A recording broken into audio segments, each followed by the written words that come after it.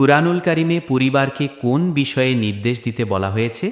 ক সালাতের, খ সিয়ামের, গ জাকাতের, ঘ সাদাকার।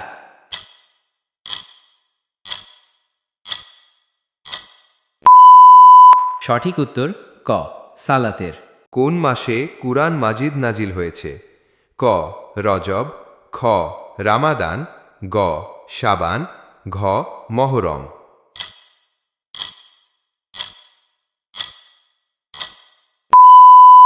সঠিক উত্তর খ রামাদান।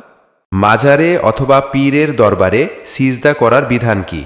ক মাকরুহ, খ হারাম, গ মুবাহ, ঘ মুস্তাহাব।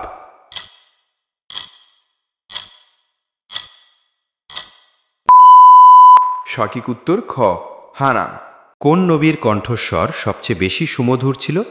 ক ইউসুফ আলাইহিস সালাম, খ আদম আলাইহিস সালাম, গ দাউদ আলাইহিস সালাম, ঘ ঈসা আলাইহিস সালাম।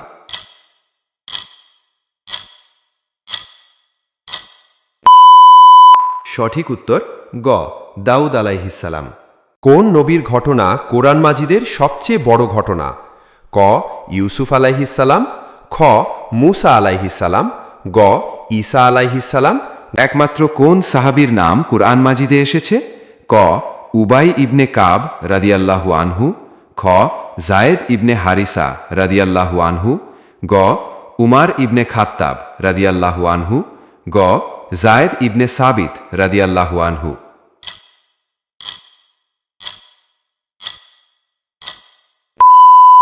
সঠিক উত্তর খ জায়েদ ইবনে হারিসা রাদিয়াল্লাহু আনহু।